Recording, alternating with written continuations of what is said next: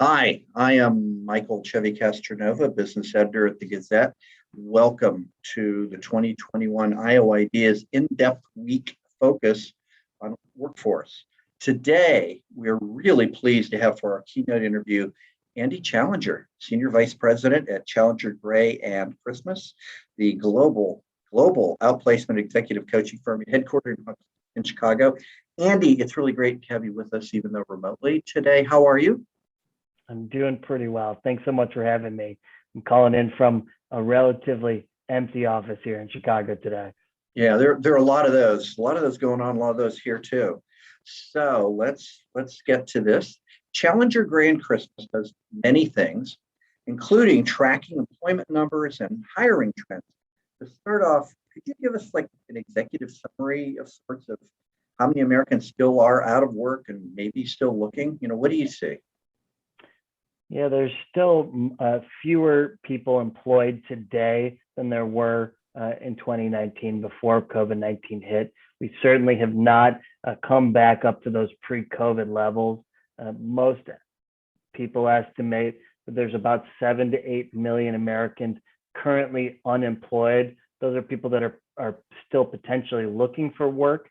That number's hard to determine because there's all sorts of factors that may have caused people to drop out of the labor force during this period permanently. We saw a record number of people retiring in 2020. Lots of workers over age 55 left the workforce. And so it's hard to know how many of those people will be coaxed back into the workforce when jobs return. Well, and you mentioned that. So we see that there seem to be a lot of job openings nationally. What's going on? Why are there the job open? If you can address that, why are the job openings and people looking for work? Yeah, there's a very serious labor shortage going on. There are about 10.9 million open jobs in the country right now. That's a series high. It's the highest number we've seen of open positions, more than there are people currently unemployed in the country, as that's at least calculated by the Bureau of Labor Statistics. Sure. There are probably three major reasons for that. One is the continued prevalence of COVID-19 that makes coming to work unsafe, particularly for in-person jobs, in-person roles that have to be done face-to-face with other people that could potentially infect you. There's also a childcare crisis that continues. In the surveying that we do of HR leaders, when they're discussing open positions with candidates or they're doing exit interviews with people leaving, childcare issues is one of the top things that comes up, with daycare centers, schools not consistently open. It makes it very difficult for parents to take jobs that require them to be there in person, particularly.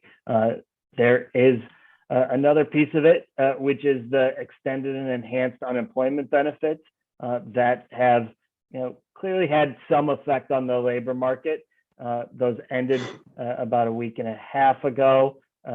So there is still a lot of money that's been pushed out through that system into the pockets of workers. That's probably affecting decisions on the margin. There's, I think, some of that will abate over time, along with all of these factors are expected to be temporary to some degree. So this labor shortage, while it is very serious right now, isn't expected to last indefinitely. What does indefinitely mean? What does that mean? I wish I could give a better number. 3 or 4 months ago, I was saying by the end of the year, but clearly that seems like it's not the case right now. The labor shortages just persist. The most recent jobs report we got saw a very dramatically slowed down hiring number in August, which indicates to us that employers are running up against a brick wall. This is not a situation, because of how many open positions there are. They're really having a hard time filling them, and this labor shortage has only deepened in the past few weeks. We have restaurants with various businesses closing locations, shutting their kitchens because they just don't have the staff.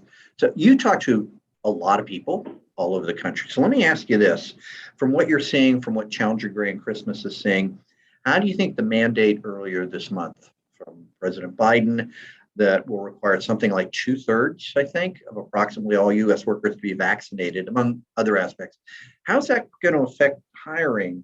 I don't mean that as a political question. I mean that, is it going to help or is it going to hurt retention? I mean, you just laid it out. It's already pretty stressed. Yeah. What do you think? It is a political question. It's just become a political question in some ways, right? And for employers just about across the board. There's always one-offs here and there. Pretty much across the board, employers would prefer if their employees were vaccinated, right? They don't have individual people that they care about getting sick, but they also aren't going to face, the lawsuits that happen if a breakout happens in your office or your factory floor, the work stop shortages that could happen if there's an outbreak, right? There's lots of pure financial reasons why companies would vastly prefer to have their people vaccinated, but it's become such a thorny political issue that as we've surveyed companies throughout the crisis, really consistently less than 3% of companies have told us they were planning on mandating the vaccine. It just got so hot as a political topic, they couldn't do it, even though it would be in their own financial interest. I think most of them are cheering on this mandate, whether that's public or not. They're cheering on the fact that they now have the cover to enforce a mandate without stepping into it as a political issue. Of course, that only affects companies with more than 100 employees. Some of that is still to be worked out. I think smaller employers are going to see their ability to poach workers from those larger companies that may be resistant to getting the vaccine rise. So it might help them from a hiring standpoint. Almost certainly is going to affect the larger employers. We are in the midst of a labor shortage, an extra hurdle when you're trying to hire somebody, and that's going to be a tough thing. That's a good point. I hadn't thought about that could actually help smaller businesses that don't have to do that. Yeah. Interesting. Let's talk about retention for just a moment.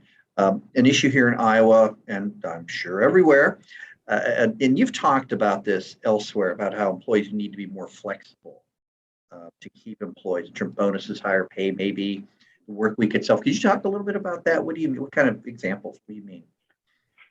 Yeah, when in a lot of the surveying we've done of HR leaders that do the exit interviews, that ask people why they're quitting, flexibility is by far the number one. As companies have started to try to move back to in-person work in the office, that's caused a wave of job quitters, right? We've seen the highest job quitting rates that we've ever seen, a series high in the JOLTS report. Nearly 4 million Americans each month are leaving their positions. It means they have a lot of options to go find probably remote work, or at least higher paying work that better fits people's schedules. So the number one way HR leaders are trying to address that is add flexibility into the hours worked. That seems to be the number one issue on employees' minds when they're leaving or looking for new positions right now. Okay, last question. I read in an Inc. interview Inc. magazine did about a month ago. You talked about how automation is finding a way to a number of companies to deal with the labor shortage, and we're not just talking about manufacturing jobs, right? Andy, what are you seeing, and where is that happening, and is that much of that really happening? Is this a permanent thing? I mean, how scared should we be of the robots coming to take our jobs? Yeah, I mean, there's some real element of that when wages rise, when the cost of labor goes up. Companies start to consider other options to no longer have to pay those positions. It's just part of just something that happens. And The areas we're seeing it, I would say in one area you're seeing a lot of investment in it is in warehousing and transportation. As more and more retail sales activity has moved online, that we've obviously just had an enormous jump on that because of COVID. We were already headed in that direction, but now there's been just an enormous leap forward. So companies that can lower their, not to be too economic, but their labor input cost right there. Companies like Amazon that are investing super heavily in automating some of those warehouse positions. You're seeing other companies, other large retailers start to follow suit. So that's one area that's being really affected. We're seeing even down to the ground level in so leisure and hospitality, restaurants in particular, seeing more and more. I don't know if you're seeing that in Iowa, but I'm seeing in Chicago more and more restaurants that are getting rid of servers, getting rid of hostesses and hosts, and instead having you scan in with a QR code and pay your bill. I recently went to a restaurant here in Chicago where they had no servers at all. Had one person come sit you down at your table.